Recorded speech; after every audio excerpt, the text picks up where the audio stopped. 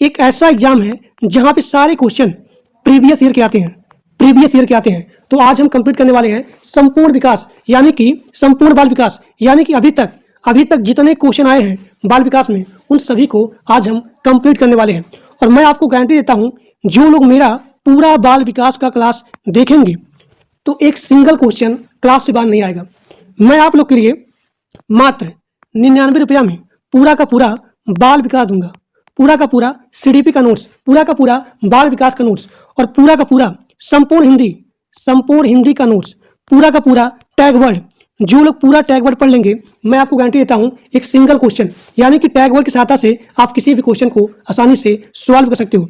तो 99 रुपया में बाल विकास, संपूर्ण हिंदी, संपूर्ण टैग वर्ड और यहाँ पे ईवीएस का नोट्स और यहाँ पे जो भी मॉडल पेपर हो गया, एमसीक्यू हो गया, उन सभी को मात्र 99 रुपया में देने वाले हैं। जो लोग केवल यहाँ पे इतना क्वेश्चन, इतना पीडीएफ, इतना नोट्स पढ़ लेंगे, मैं आपको गारंटी देता हूँ कि सभी लोग बड़े ही आसानी से पास हो जाएंगे। और जो लोग नोट्स लेना चाहते हैं तो आपकी स्क्रीन पे एक नंबर दिख रहा है, इसी नंबर पे मात्र 99 रुपया पेमेंट करना है और उस पेमेंट का स्क्रीनशॉट इसी नंबर के व्हाट्सएप भेज देना है और आपको वहीं पे सारा का सारा नोट्स मिल जाएगा। तो चलिए क्लास को स्टार्ट करते हैं बिना किसी देर किए। ये सारे क्वेश्चन बहुत इंपॉर्टेंट हैं and these are question are multiple time repeated in your previous paper, so everyone watch full video without any skip. यहाँ पे पहला क्वेश्चन है, किशोरावस्था को तूफानों की अवस्था कहा जाता है। किसने कहा था? तो स्टैनली हॉल ने कहा था किशोरावस्था को तूफानों का अवस्था। अब यहाँ पे आपका अगला क्वेश्चन है, नैतिक विकास का सिद्धांत किसने दिया था? इसका आंसर है कोहलबर्ग ने। अब देखिए, अगर हम लोग ट्रिक के साथ याद करें तो जब आपका मन, जब आप मोरल हो, नैतिक हो, तो आप कितने भी बड़े बड़े प्रॉब्लम को आसानी से हल कर सकते हो, यानी कि कोहलबर्ग। ठीक। अब यहाँ पे आपका अगला क्वेश्चन है, बाल विकास का उद्देश्य क्या है? तो बाल विकास का उद्देश्य होता है सर्वांगीण डेवलपमेंट करना, सर्वांगीण विकास करना। अब यहाँ देखिए चौथा क्वेश्चन, मूल प्रवृत्ति का सिद्धांत किसने दिया था? तो मूल प्रवृत्ति का सिद्धांत दिया था मैकडूगल ने। मूल प्रवृत्ति का सिद्धांत किसने दिया था? मैकडूगल ने। मैं एक क्वेश्चन को कम से कम 2 बार 3 बार बोलूंगा ताकि आपको इसी क्लास में सारे क्वेश्चन का आंसर आसानी से याद हो जाए। मन की उत्तेजित दशा, क्रोध, खुशी आदि को क्या कहते हैं? तो इसको कहते हैं संवेग। मन की उत्तेजित दशा, क्रोध, खुशी, इनको बोला जाता है संवेग। अब यहाँ पे आपका अगला क्वेश्चन है, आवश्यकता का पद सोपान सिद्धांत किसने दिया था? तो आवश्यकता का पद सोपान सिद्धांत दिया था अब्राहिम मैस्लो। बुद्धि का सामान्य व विशिष्ट सिद्धांत किसने दिया था? तो स्पीयरमैन ने। बुद्धि का सामान्य व विशिष्ट सिद्धांत दिया था स्पीयरमैन ने। अब यहाँ पे आपका अगला क्वेश्चन है, सीखने के सिद्धांत को किसने दिया था? यानी कि सीखने का सिद्धांत किसने दिया था? तो थॉर्नडाइक ने दिया था सीखने का सिद्धांत दिया था थॉर्नडाइक। अब यहाँ पे आपका अगला क्वेश्चन है, मानव में अस्थायी परिवर्तन को क्या कहा जाता है? मानव में अस्थायी परिवर्तन को कहा जाता है अधिगम। अब यहाँ पे आपका अगला क्वेश्चन है, खेल पद्धति के जनक किसे माना जाता है? तो खेल पद्धति के जनक को माना जाता है हेनरी कुक। ह्यूरिस्टिक पद्धति है, इसके जनक कौन है? तो इसके जनक आते हैं आर्मस्ट्रांग। प्रोजेक्ट पद्धति के जनक कौन है? तो प्रोजेक्ट पद्धति के जनक हैं विलियम हर्ड किलपैट्रिक। वह कौन सी विधि होती है जिसमें सबसे पहले उदाहरण बताया जाता है, उसके बाद नियम बताया जाता है? उसे बोलते हैं आगमन विधि में सबसे पहले आप बताएंगे उदाहरण, उसके बाद आप नियम को बताते हैं। अब यहाँ पे आपका अगला क्वेश्चन है, वह कौन सी विधि है जिसमें पहले नियम बताया जाता है उसके बाद उदाहरण? तो उसे बोलते हैं निगमन विधि। ये दोनों क्वेश्चन बहुत इंपॉर्टेंट है। एक बार फिर से बोलता हूँ, वह कौन सी विधि है जिसमें सबसे पहले उदाहरण उसके बाद नियम? उसे बोलेंगे आगमन। ठीक। और अगर आप इसको उल्टा करोगे, सबसे पहले नियम उसके बाद उदाहरण, उसे बोलेंगे निगमन विधि में सबसे पहले नियम आता है, उसके बाद उदाहरण आता है। अब यहाँ पे आपका अगला क्वेश्चन है, क्वेश्चन नंबर 15, देखो सुनो और समझो किस विधि पर आधारित है? इसे बोलते हैं प्रदर्शन विधि। एक बार फिर से बोलूंगा, प्रदर्शन विधि में देखो, सुनो और समझना होता है। पहले आप देखेंगे, उसके बाद सुनेंगे और उसके बाद समझेंगे। इसे बोलते हैं प्रदर्शन विधि। प्रदर्शन विधि। अब यहाँ पे आपका अगला क्वेश्चन है, देखो, सुनो और बोलो। देखो, सुनो और बोलो किस विधि पर आधारित है? इसे बोलते हैं प्रयोगात्मक विधि। यहाँ देखिए, इसमें क्या था, देखो, सुनो और समझो, यानी कि देखो, सुनो और समझो। आपको पहले देखना है, सुनना है, उसके बाद समझना है, उसे बोलेंगे प्रदर्शन। लेकिन अगर यहाँ पे पूछा जाए देखो, सुनो और बोलो, यानी कि आप यहाँ पे करेंगे प्रयोगात्मक विधि। देखना है, सुनना है, उसके बाद बोलना है। अब यहाँ पे आपका अगला क्वेश्चन है, किस विधि में शिक्षण सूत्र का प्रयोग होता है? किस विधि में शिक्षण सूत्र का प्रयोग होता है? उसे बोलेंगे आगमन विधि। आगमन विधि में शिक्षण सूत्र का प्रयोग होता है। आगमन विधि किसे कहते हैं बताइए? जो लोग कमेंट में, जो लोग यहाँ पे लाइव देख रहे हैं, वो लोग बताएंगे कि आगमन विधि किसे कहते हैं। आगमन विधि में क्या होता है? अगला क्वेश्चन, करके सीखने। पहले आपको करना है, तब सीखना है, यानी कि आप यहाँ पे प्रैक्टिकल काम कर रहे हो, प्रैक्टिकल काम को करके सीख रहे हो, उसे बोलेंगे प्रयोगशाला विधि। प्रयोगशाला विधि, इसमें आप करके सीखते हो। अब यहाँ पे आपका अगला क्वेश्चन है, किंडरगार्टन विधि, जिसमें कि आपका आता है LKG UKG। तो इसके जनक कौन है? इसके जनक हैं फ्रोबेल। फ्रोबेल। अब यहाँ देखिए, मैं बताता हूँ इसका ट्रिक। किंडरगार्टन, जब आप गार्डन में जाते हो तो आप फ्री में जाते हो, कोई भी पैसा नहीं देते हो। जो बच्चे होते हैं छोटे छोटे, जब वो जाते हैं गार्डन में तो वो जो है कभी भी पैसा नहीं देते हैं, यानी कि आप फ्री हो, आपको फ्री में जा रहे हो। जो बच्चे हैं खुशी के साथ फ्री में जाएंगे, यानी कि फ्री, यानी कि फ्रोबेल। अब यहाँ पे आपका अगला क्वेश्चन है, मॉन्टेसरी शिक्षा प्रणाली के जनक कौन है? तो मॉन्टेसरी शिक्षा प्रणाली के जनक है डॉक्टर मारिया मॉन्टेसरी। अब यहाँ पे आपका अगला क्वेश्चन है, समीपस्थो विकास का सिद्धांत, यानी कि ZPD का सिद्धांत किसने दिया था? तो वाई गुट्स्की ने। वाई गुट्स्की ने।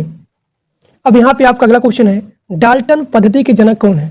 तो डाल्टन पद्धति के जनक हैं कुमारी हेलन पार्क हर्स्ट। अब यहाँ पे आपका अगला क्वेश्चन है, बच्चों में आधारहीन आत्म चेतना अवस्था का संबंध उसके विकास के किस अवस्था से संबंधित है? तो किशोरा अवस्था से संबंधित है। अब यहाँ पे आपका अगला क्वेश्चन है, डिसलेक्सिया किससे संबंधित है? डिसलेक्सिया संबंधित है पढ़ने से। अब यहाँ पे आपका अगला क्वेश्चन है, श्यामपट्ट को शिक्षण साधन सामग्री के किस समूह में अंतर्मुक्त किया जा सकता है? तो श्यामपट्ट को शिक्षण साधन सामग्री के दृश्य साधन में अंतर्मुक्त किया जा सकता है। अब यहाँ पे आपका अगला क्वेश्चन है, व्यक्तित्व एवं बुद्धि में वंशानुक्रम क्या होती है? तो नाम मात्र की भूमिका होती है। श्यामपट्ट पर लिखते समय सबसे महत्वपूर्ण क्या है? अच्छी लिखावट। अच्छी लिखावट। अगला क्वेश्चन, बुद्धि का तरल मोजेक मॉडल किसने दिया था? बुद्धि का तरल मोजेक मॉडल दिया था कैटल ने। अगला क्वेश्चन, वाई गुट्स्की ने बालकों के विकास के लिए कौन सा सिद्धांत दिया था? एक बार क्वेश्चन आया था कि वाई गुट्स्की ने बालकों के विकास के लिए कौन सा सिद्धांत दिया था? तो उसमें जो है सामाजिक सांस्कृतिक सिद्धांत, ये वाला ऑप्शन नहीं था, उसमें था संज्ञानात्मक विकास। अब बहुत लोग यहाँ पे डाउट हो गए कि ये क्वेश्चन जो है इसने गलत बताया है, जबकि प्रीवियस पेपर का था उसमें ऑप्शन था केवल संज्ञानात्मक विकास, उसमें सामाजिक सांस्कृतिक सिद्धांत ये जो है ऑप्शन नहीं था। तो बहुत लोग यहाँ पे गलत ऑप्शन टिक करके आए थे। देखिए, इसका जो भी सही आंसर होगा वो होगा सामाजिक सांस्कृतिक सिद्धांत। लेकिन सामाजिक सांस्कृतिक सिद्धांत से क्या होगा? इसी के अनुसार जो है आपका मानसिक विकास होता है, यानी कि जो इन्होंने सिद्धांत दिया था वो दिया था सोशियो कल्चर थ्योरी, यानी कि सामाजिक सांस्कृतिक सिद्धांत।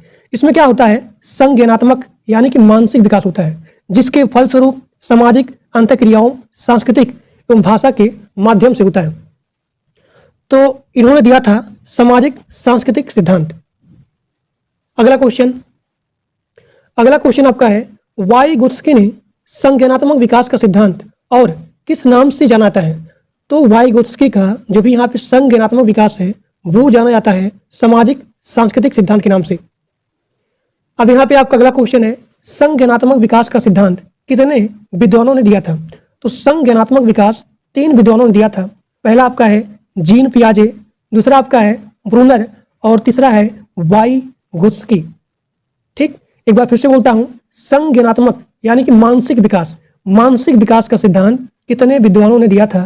तो इसका आंसर होगा 3 विद्वानों ने दिया था, जिसका नाम है पहला जीन पियाजे, दूसरा है ब्रूनर और यहाँ पे तीसरा है वाइगोत्स्की।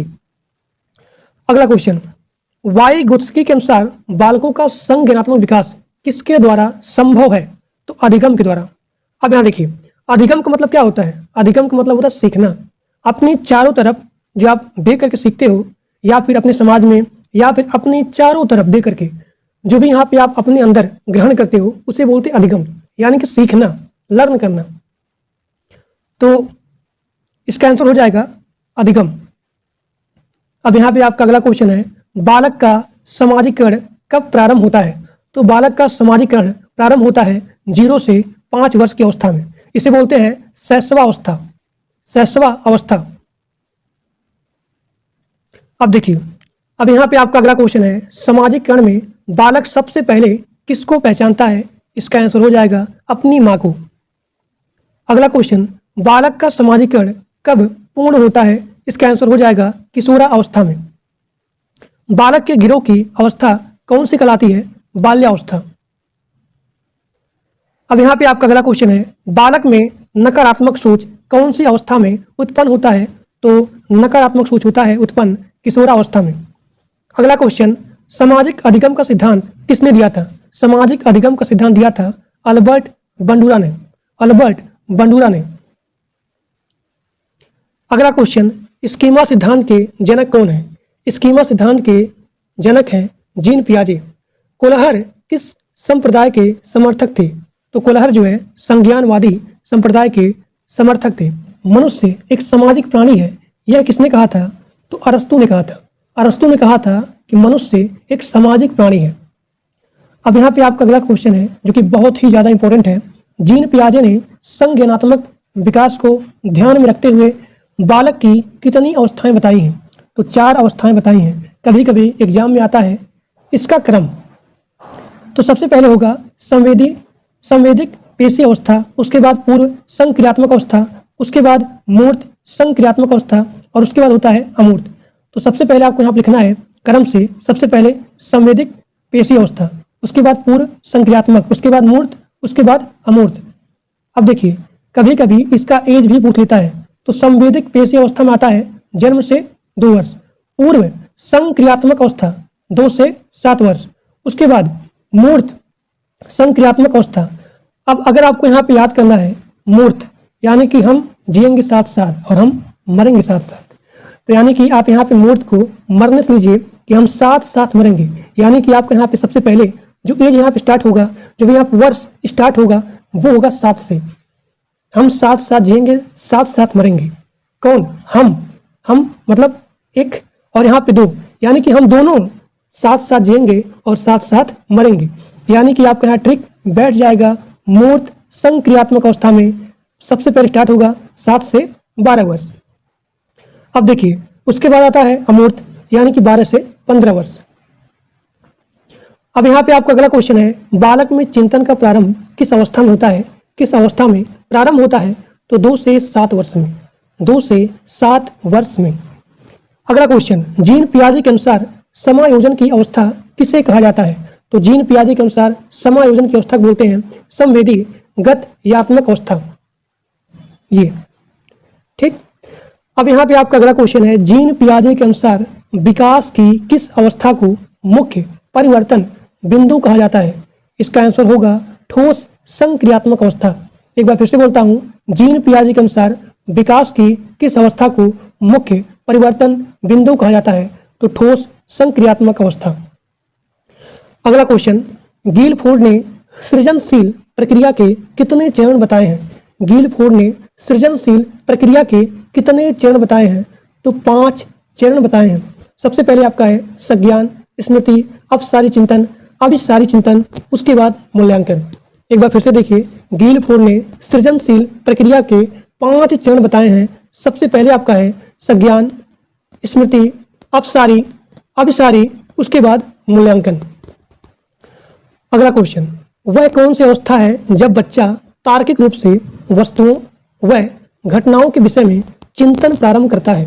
उसे बोलते हैं मूर्त संक्रियात्मक अवस्था, जिसकी यहाँ पे टाइम होता है 7 से लेकर के 11 वर्ष। अब यहाँ पे आपका अगला क्वेश्चन है, वह कौन सी जगह है जहाँ बच्चे के संज्ञानात्मक विकास को सबसे बेहतर तरीके से परिभाषित किया जा सकता है? वो है विद्यालय एवं कक्षा में। अब यहाँ पे आपका अगला क्वेश्चन है, बच्चे दुनिया के बारे में अपनी समझ का सृजन करते हैं, इसका श्रेय किस विद्वान को जाता है? इसका आंसर होगा जीन पियाजे को। जीन पियाजे को। स्ट्रिंग ने कहा था शिशु अपने एवं अपने संसार के बारे में अधिकांश बातें खेल के माध्यम से सीखता है। स्ट्रिंग जी ने कहा था विकास कभी न समाप्त होने वाली प्रक्रिया है, यह विचार किस सिद्धांत से संबंधित है? इसका आंसर होगा निरंतरता के सिद्धांत से संबंधित है। अब देखिए, निरंतरता का मतलब होता है कॉन्टिन्यूअस, यानी कि जो कभी भी समाप्त ना हो, उसे बोलते हैं निरंतरता। अब यहाँ पे आपका अगला क्वेश्चन है, बच्चे के बौद्धिक विकास की 4 विशिष्ट अवस्थाओं की पहचान किस विद्वान द्वारा की गई है? इसका आंसर है जीन पियाजे। अगला क्वेश्चन, बच्चों के बौद्धिक विकास की 4 विशिष्ट अवस्थाओं की पहचान किस विद्वान द्वारा की गई है? जीन पियाजे के द्वारा। पर्यटन विधि के जनक कौन है? पेस्टोलॉजी। खोज विधि के जनक कौन है? Arm strong. इसे बोलते हैं, खोज विधि का अलग अलग नाम भी है, ह्यूरिस्टिक विधि या फिर अन्वेषण विधि। तो अगर पूछा जाए आपके एग्जाम में ह्यूरिस्टिक विधि या फिर अन्वेषण विधि के जनक कौन है, तो वो है आर्म स्ट्रॉन्ग। अन्वेषण विधि के जनक कौन है? देखिए, आर्म स्ट्रॉन्ग। पढ़ाने की सबसे अच्छी कौन सी विधि होती है? तो पढ़ाने की सबसे अच्छी प्रोजेक्ट विधि होती है। परियोजना विधि के जनक कौन है? किलपैट्रिक। परियोजना विधि के जनक हैं किलपैट्रिक। सूक्ष्म शिक्षण के जनक कौन होते हैं? अब देखिए, ये है हिंदी शब्द। अगर पूछा जाए इसका अंग्रेजी शब्द कि माइक्रो टीचिंग के जनक कौन है, तो इसका आंसर हो जाएगा D.W. एलन। D.W. एलन। इकाई उपागम के जनक कौन है? तो मॉरिसन। इकाई उपागम के जनक है मॉरिसन। जन्म के समय बालक में कितनी हड्डियां होती हैं? 270। स्वयं की भावना तथा संवेगों को नियंत्रित करने से संबंधित बुद्धि को क्या कहा जाता है? भाषाई बुद्धि। भाषाई बुद्धि। बिना साइमन परीक्षण द्वारा किसका मापन किया जा सकता है? उसका आंसर होगा सामान्य बुद्धि का। बिना साइमन परीक्षण द्वारा किसका मापन किया जा सकता है? उसका आंसर होगा सामान्य बुद्धि का। अब यहाँ पे आपका अगला क्वेश्चन है, मानसिक आयु के प्रत्यय का सर्वप्रथम प्रयोग किस विद्वान द्वारा किया गया? इसका आंसर होगा बीने साइमन। बीने साइमन। एक बार फिर से बोलता हूँ, मानसिक आयु के प्रत्यय का सर्वप्रथम प्रयोग किस विद्वान ने किया था? तो बीने साइमन। जिस भी बच्चे का IQ लेवल 140 से अधिक है, उसे हम रखेंगे प्रतिभाशाली श्रेणी में। अगला क्वेश्चन, सृजनशीलता मौलिक परिणामों को अभिव्यक्त करने की मानसिक क्रिया है, यह कथन किसका है? तो क्रो एंड क्रो का। क्रो एंड क्रो का। एक बार फिर से बोलता हूँ, सृजनशीलता मौलिक परिणामों को अभिव्यक्त करने की मानसिक प्रक्रिया है, यह कथन है क्रो एंड क्रो का। लिखावट से संबंधित लिखने की योग्यता में कमी किसका एक लक्षण है? तो डिसग्राफिया का। डिसग्राफिया का। एक बार फिर से बोलता हूँ, लिखावट से संबंधित लिखने की योग्यता, अगर यहाँ पूछा जाए लिखने की योग्यता, तो उसे बोलेंगे डिसग्राफिया। अगर पूछा जाए शब्दों के अक्षरों में क्रम को पढ़ने में कठिनाइयों का अनुभव करना, या फिर अगर यहाँ पूछा जाए माइंड से रिलेटेड यानी कि स्मृति से रिलेटेड, तो ये आपका आएगा डिसलेक्सिया से। अगर पूछा जाए लिखावट के बारे में, लिखावट में कमी आना यानी कि लिखावट से संबंधित लिखने की योग्यता में कमी आना, तो वो आपका होगा डिसग्राफिया। अगर यहाँ पे पढ़ने में दिक्कत आती है, तो ये आपका हो गया डिसलेक्सिया। तो डिस्थीमिया में गंभीर तनाव की अवस्था होती है। गंभीर तनाव की अवस्था होती है। अगला क्वेश्चन, गणित को समझने की आवश्यकता, उसे क्या बोलते हैं? डिसकैलकुलिया। अब यहाँ पे आपका ट्रिक होगा, गणित में आप क्या करते हैं? कैलकुलेट करते हैं, तो आपका यहाँ होगा कैलकुलिया। कैलकुलिया। डिसकैलकुलिया। डिसकैलकुलिया। डिसकैलकुलिया में क्या होता है? गणित को समझने में यहाँ भी प्रॉब्लम होती है, तो उसे बोलते हैं डिसकैलकुलिया। डिसग्राफिया में क्या होता है? डिसग्राफिया में मैंने आपको बताया, इसमें लिखने में प्रॉब्लम आती है। ठीक। डिसलेक्सिया किससे संबंधित है? तो पठन विकार से, यानी कि पढ़ने में प्रॉब्लम आती है, उसे बोलते हैं डिसलेक्सिया। और अगर मैं आपसे पूछूं गंभीर तनाव की अवस्था, उसे क्या बोलेंगे? बताइए। अगला क्वेश्चन, निम्नलिखित में से मौखिक रूप से सीखने की कमी, यानी कि अगर आपको मैं मौखिक रूप समझाऊं और अगर आपको उसमें प्रॉब्लम आती है, उसे बोलते हैं अफेजिया। तो निम्नलिखित में से, यहाँ पे बहुत सारे ऑप्शन दिए गए थे, उसमें पूछा गया था कि निम्नलिखित में से मौखिक रूप से सीखने में असक्षमता कौन सी है? उसे बोलते हैं अफेजिया। क्षेत्र सिद्धांत का जनक किसे कहा जाता है? आपका आंसर होगा कर्ट लेविन। कर्ट लेविन किस विचारधारा से प्रभावित थे? तो कर्ट लेविन गेस्टाल्टवादी विचारधारा से संबंधित थे। एक बार फिर से देखिए, अगर पूछा जाए कि क्षेत्र सिद्धांत का जनक कर्ट लेविन, अब यहाँ पे पूछा गया है जो कि बहुत इंपॉर्टेंट है कि कर्ट लेविन किस विचारधारा से संबंधित थे? तो गेस्टाल्टवादी विचारधारा से संबंधित थे। कर्ट लेविन किस विचारधारा के समर्थक थे? तो संज्ञानवादी। अब यहाँ पे आपका अगला क्वेश्चन है, कर्ट लेविन के क्षेत्र सिद्धांत में क्षेत्र का अर्थ क्या है? तो जीवन में विभिन्न क्षेत्रों से, आपकी लाइफ से, आपके जीवन के विभिन्न क्षेत्रों से।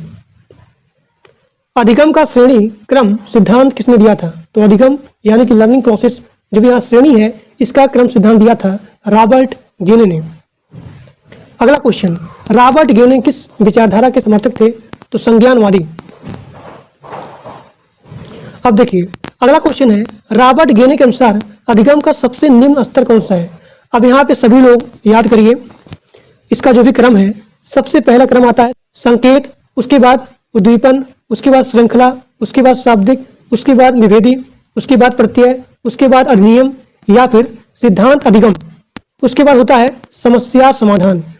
तो जब आप पूरा सीख जाओगे, इसका ट्रिक होता है क्या, जब आप ये पूरा सीख जाओगे उसके बाद तभी आप यहाँ सभी समस्याओं को सॉल्व कर सकते हो। तो आपसे यहाँ पे क्वेश्चन पूछा गया था कि रॉबर्ट गेन के अनुसार अधिगम यानी कि सीखने का सबसे निम्न स्तर कौन सा है? तो संकेत अधिगम, यानी कि आप यहाँ पे संकेत के द्वारा सिखाते हो, तो वो आपका होता है संकेत अधिगम। अगला क्वेश्चन, रॉबर्ट गेन के अनुसार अधिगम का सबसे उच्च स्तर क्या है? देखिए, सबसे उच्च, तो सबसे उच्च यहाँ पे क्या था? समस्या समाधान अधिगम, समस्या समाधान अधिगम। ठीक, तो इसका आंसर हो गया ये। सुल्तान नाम के चिंपांजी पर किस वैज्ञानिक ने प्रयोग किया था? तो कोहलर जी ने किया था। चूहे पर किस वैज्ञानिक ने प्रयोग किया था? स्किनर ने। बुद्धि का प्रदर्श नमूना यानी कि सैंपल सिद्धांत किसने दिया था? थॉमसन ने।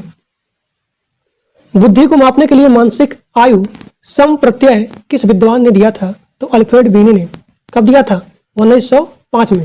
एक बार फिर से देखिए, बुद्धि को मापने के लिए मानसिक आयु सम प्रत्यय किस विद्वान दिया था? तो अल्फ्रेड बीने ने दिया था 1905 में। अगला क्वेश्चन, अल्फ्रेड बीने ने बुद्धि को कितने भागों में बांटा है? तो अल्फ्रेड बीने ने बुद्धि को 3 भागों में बांटा है। पहला, इसका आंसर होगा मंद बुद्धि, दूसरा होगा कुशाग्र बुद्धि और तीसरा होगा औसत बुद्धि। तो अल्फ्रेड बीने ने बुद्धि को 3 भागों में बांटा है। पहला आपका होगा मंद बुद्धि, दूसरा आपका होगा कुशाग्र बुद्धि, तीसरा आपका होगा औसत बुद्धि। भाटिया परीक्षण संबंध किससे है? तो भाटिया परीक्षण संबंध है बुद्धि को नापने से। एक बार फिर से बोलता हूं क्योंकि क्वेश्चन बहुत इंपॉर्टेंट है, पूछा गया था multiple time. These are question are multiple time repeated in your previous paper कि भाटिया परीक्षण किससे संबंधित है? तो भाटिया परीक्षण बुद्धि को नापने से संबंधित है। अब यहाँ पे आपका अगला क्वेश्चन है, वेस्लर परीक्षण का संबंध किससे है? तो वेस्लर परीक्षण का संबंध है बुद्धि को नापने से। अष्टन के सूत्र में संशोधन किसने किया? अष्टन के सूत्र में संशोधन किया था टर्मन ने। एक बार फिर से बोलता हूं, टर्मन जी ने अष्टन के सूत्र में संशोधन करने का काम किया था। अगला क्वेश्चन, बुद्धि को मापने के लिए पहली मनोवैज्ञानिक प्रयोगशाला कहाँ बनाई गई है? तो जर्मनी में। कब? 1879 में। अगला क्वेश्चन, बुद्धि का विचलन बुद्धि सिद्धांत किसने दिया था? तो वेस्लर महोदय जी ने दिया था 1960 में। अंधों की लिपि के जनक कौन है? तो अंधों के लिपि के जनक हैं लुई ब्रेल। Louis Braille. अगला क्वेश्चन, LKG व UKG, इसका जो है जब यहाँ पद्धति है LKG से UKG, तो इस पद्धति के जनक कौन है? फ्रोबेल। फ्रोबेल। नर्सरी पद्धति के जनक कौन है? तो नर्सरी पद्धति के जनक है मारिया मॉन्टेसरी। भूल एवं प्रयत्न सिद्धांत किसने दिया था? तो थार्न डाइक जी ने दिया था। भूल एवं प्रयत्न सिद्धांत दिया था थार्न डाइक जी ने। अगला क्वेश्चन, अनुकूलित अनुक्रिया या फिर क्लासिकी अनुबंधक सिद्धांत किसने दिया था? तो पाओ लाओ जी ने दिया था। पाओ लाओ। और मैं अगर इसका जो है ट्रिक बताऊं कि अनुकूलित अनुक्रिया या फिर क्लास, जब आपको बहुत ही ज़्यादा लव हो जाता है, प्यार हो जाता है, तो आप पूरा यहाँ पे क्या होते हैं, अपने जो भी यहाँ पे सपोज कि यहाँ प्रेमिका है, वो आपकी लगाते हैं क्लास, और आप वहाँ पूरा कूल नहीं रहते हो, अनुकूल रहते हो। तो अगर यहाँ पूछा जाए कि अनुकूलित अनुक्रिया या फिर क्लास इसकी अनुबंधक सिद्धांत किसने दिया था? तो लाओ, यानी कि पाओ लाओ। क्रिया प्रसूत अनुबंध सिद्धांत किसने दिया था? तो स्किनर जी ने दिया था क्रिया प्रसूत अनुबंध सिद्धांत। अब यहाँ पे आपका अगला क्वेश्चन है, जीन पियाजे किस विचारधारा के समर्थक थे? तो जीन पियाजे संज्ञानात्मक विचारधारा के समर्थक थे, क्योंकि अगर आपका यहाँ पे संज्ञानात्मक विकास होगा तभी आपका सामाजिक एवं सांस्कृतिक विकास होगा। तो इसीलिए जीन पियाजे हमेशा संज्ञानात्मक विचारधारा के समर्थक थे। जीन पियाजे किस देश के निवासी थे? तो स्विट्जरलैंड। अब यहाँ पे आपका अगला क्वेश्चन है, वह कौन वैज्ञानिक हैं जो पहले जीव विज्ञान के प्रोफेसर थे, बाद में मनोविज्ञान के प्रोफेसर बने हैं? उनका नाम है जीन पियाजे। तो जीन पियाजे सबसे पहले जीव विज्ञान के प्रोफेसर थे, उसके बाद मनोविज्ञान के प्रोफेसर बन गए। अब यहाँ पे आपका अगला क्वेश्चन है, बालक के व्यक्तित्व के सर्वांगीण विकास के लिए शिक्षक को बालक के कौन सी जानकारी होनी चाहिए? यानी कि अगर शिक्षक को बालक का सर्वांगीण विकास करना है तो बालक का कौन सा जानकारी शिक्षक के पास होना चाहिए? इसका आंसर हो जाएगा व्यवहार। अगर शिक्षक को बालक के व्यवहार के बारे में जानकारी है तभी उसका सर्वांगीण विकास कर सकता है। सर्वांगीण विकास कहने का मतलब क्या हुआ कि बच्चे का मानसिक विकास करना, बच्चे का सामाजिक विकास करना, बच्चे का सांस्कृतिक विकास करना, इसे बोलते हैं सर्वांगीण विकास करना। यानी कि मानसिक विकास, यानी कि सामाजिक विकास, यानी कि यहाँ पे आपको हो गया सांस्कृतिक विकास। तो बालक का सर्वांगीण विकास कब होगा? जब शिक्षक को बच्चे के व्यवहार के बारे में जानकारी होगी। अगला क्वेश्चन, बच्चे फिल्मों में दिखाए गए हिंसात्मक व्यवहार को सीख सकते हैं, यह निष्कर्ष किस मनोवैज्ञानिक द्वारा किए गए कार्य पर आधारित है? इसका आंसर हो जाएगा एल्बर्ट बंडुरा। एल्बर्ट बंडुरा जो है मनोवैज्ञानिक, उन्होंने बताया कि बच्चे फिल्म में दिखाए गए हिंसात्मक व्यवहार को सीख सकते हैं। समाजीकरण का अर्थ क्या होता है? समाजीकरण का अर्थ होता है समाज में समायोजित होना, समाज में घुल मिल जाना, समाज में समायोजित होना, उसे कहते हैं समाजीकरण। सबसे अधिक गहन और जटिल समाजीकरण कौन सी अवस्था होती है?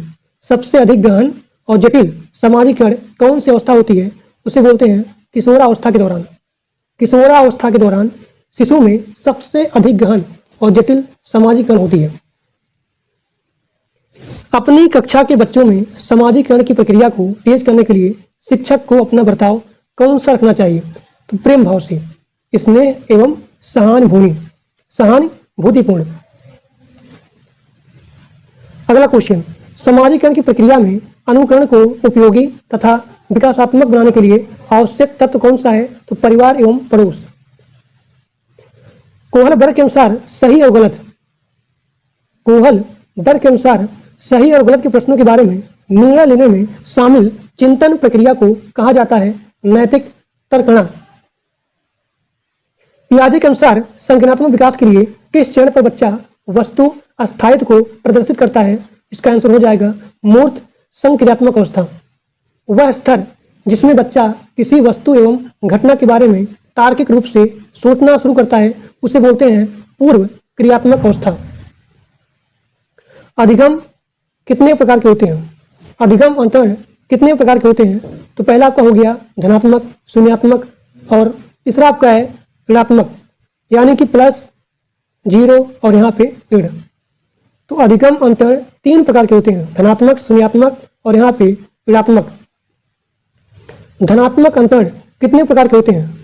3 प्रकार के। पहला क्षैतिज, उसके बाद ऊर्ध्वज यानी कि लंबवत और उसके बाद द्विपार्श्विक। गणित संबंधी देखिए, गणित में आप क्या करते हो? कैलकुलेट करते हो, यानी कि डिसकैलकुलिया। पठन में यानी कि पढ़ने में अगर यहाँ पे असमर्थता है उसे बोलते हैं डिसलेक्सिया। लिखने में अब यहाँ देखिए बहुत सारे लोगों का डाउट होता है पढ़ने में लिखने में क्या होता है, कौन सा विकार होता है। तो पढ़ने संबंधी में डिसलेक्सिया और यहाँ पे लिखने में तो आप यहाँ ट्रिक देखिए, यहाँ लास्ट में ग्राफ, यानी कि अगर आप अच्छा आपका ग्राफ होगा, जैसे कि अगर मुझे लिखना है रह, तो अगर मैं इसको अच्छे से हमें ग्राफ करने आता है तो मैं सही से लिख लूँगा। तो जहाँ भी लिखने हैं यानी कि तुरंत आप यहाँ अपने माइंड में नोट करिए ग्राफ, यानी कि डिसग्राफिया। और अगर यहाँ पढ़ने में तो यहाँ पे लेक्सिया। लैक मतलब कमी है, किसमें कमी है? पढ़ने में, तो dyslexia. So the are trick for learn पढ़ने एंड लिखने। अब यहाँ देखिए, अगर यहाँ पूछा जाए कि लिखना, पढ़ना और बोलना संबंधित विकारों को क्या कहा जाता है, तो डिसप्रैक्सिया। अब यहाँ देखिए, अगर आप सही से प्रैक्टिस नहीं करोगे तो ना ही आप लिख पाओगे, ना ही आप पढ़ पाओगे और ना ही आप बोल पाओगे। तो ये आपको हो गया डिसप्रैक्सिया। अगला क्वेश्चन, मनोसामाजिक विकास का सिद्धांत किसने दिया था? तो इरिक्सन ने। समायोजन की अवस्था कौन सी अवस्था होती है? शैशवावस्था। समायोजन की अवस्था कौन सी अवस्था होती है? शैशवावस्था। जब बच्चे यहाँ पे शैशवावस्था होते हैं तो सभी के पास यहाँ पे समायोजित हो जाते हैं, तो समायोजन की अवस्था शैशवावस्था में होती है। औपचारिक शिक्षा प्रारंभ होने की उम्र कितनी होती है? 6 वर्ष। औपचारिक शिक्षा किसे कहते हैं? तो औपचारिक शिक्षा कहते हैं जो शिक्षा संस्थानों में, विद्यालय में, स्कूल में दी जाती है उसे बोलते हैं औपचारिक शिक्षा।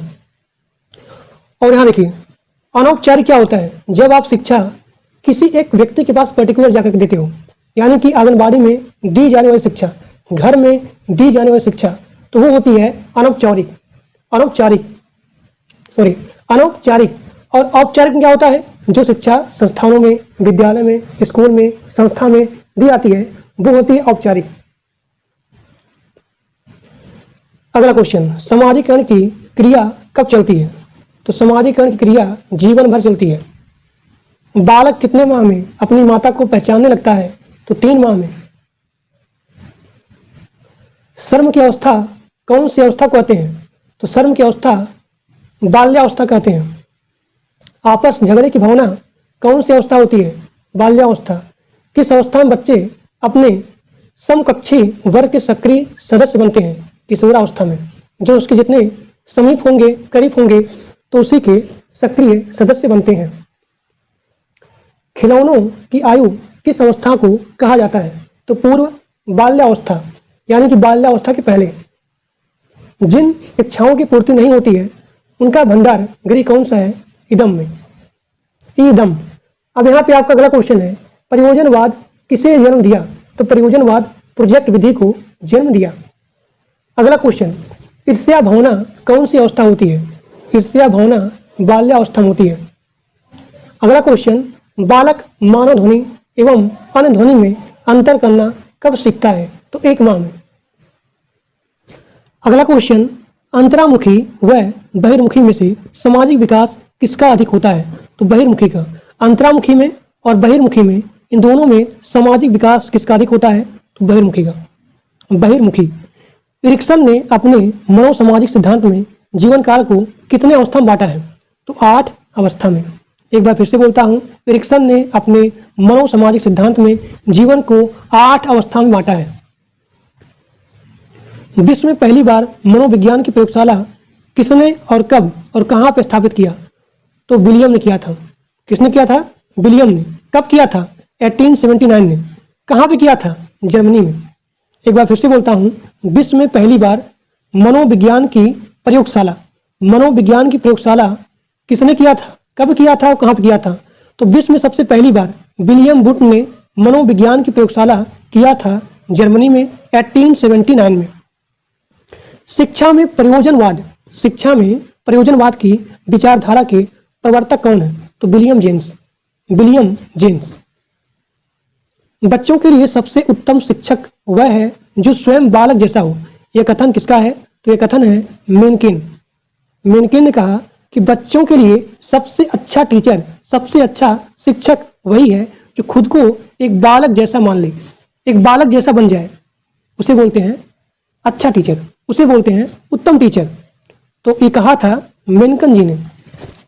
सामाजिक समायोजन का कठिन काल किसे कहा जाता है? तो सामाजिक समायोजन का कठिन काल कहा जाता है पूर्व किशोरावस्था को।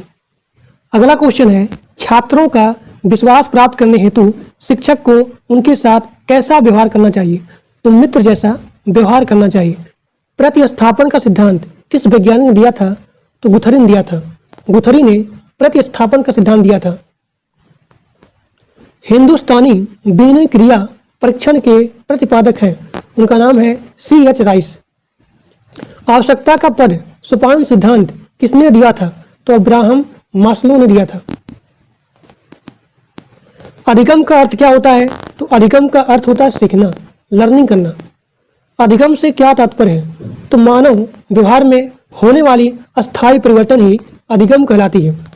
यानी कि अपने चारों तरफ से या फिर सीखने से या फिर अपने अंदर ग्रहण करने से आपके अंदर जो परिवर्तन होता है उसे बोलते हैं अधिगम। तो अधिगम का मतलब होता है सीखना, लर्निंग करना। तो मानव व्यवहार में होने वाली अस्थायी परिवर्तन को ही अधिगम कहा जाता है। अधिगम पूर्ण कब होगा? तो मानव व्यवहार में अस्थायी परिवर्तन हो जाए तब यहाँ पे अधिगम पूर्ण हो जाएगा।